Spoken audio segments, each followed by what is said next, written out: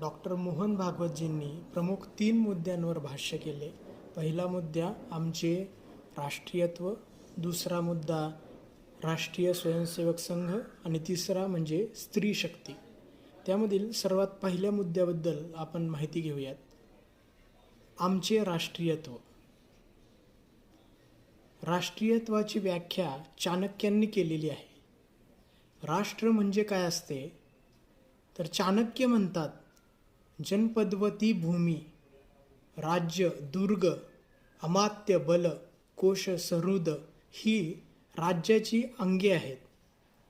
राज्य म्हणजे राजा, बल म्हणजे सेना, दुर्ग म्हणजे सीमा सुरक्षेची व्यवस्था आणि हे सर्व उभे करण्यासाठी आर्थिक पाठबळ हवे.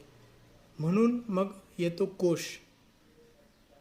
राज्य व्यवस्थित चालण्यासाठी अमात्य आणि आंतरराष्ट्रीय संबंधात सहृद अर्थात मित्र राष्ट्र हे महत्त्वाचे आहे. पण हे सगळे घटक बदलत असतात.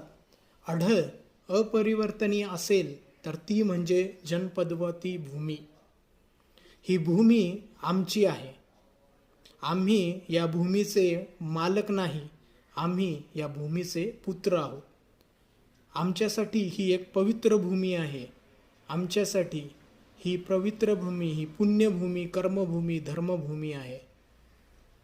वैश्विक कुटुंबाचा विचार फक्त आम्हीच करतो आणि आम्ही फक्त विचार करतो असे नाही, तर या विचारांनी प्रत्यक्ष जीवन जगतो. कुठे युद्ध सुरू असेल तर तिथे कोण जातो? जीवाची बाजी लावून केवळ आपल्या देशासाठीच नव्हे तर अन्य देशातील नागरिकांना सुद्धा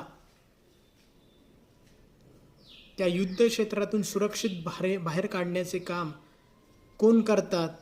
तर ही कामे भारतीयच करतो. आमचे राष्ट्रीयत्व आम्हाला ते करण्यास भाग पाडते.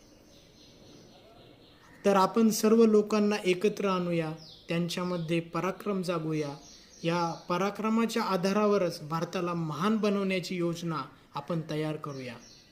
कोणतेही छोटे असो वा मोठे काम करताना आपल्या संस्कृतीच्या मूल्यांचा आपल्याला विसर पडणार नाही याची आपण काळजी घेऊयात.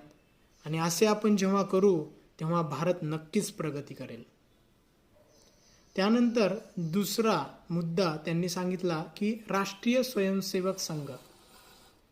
आज समाजात संघाची ओळख स्थापित झाली आहे. संघ म्हटले की साधारणतः लोक असे म्हणतात की हे हिंदुत्ववादी लोक आहेत.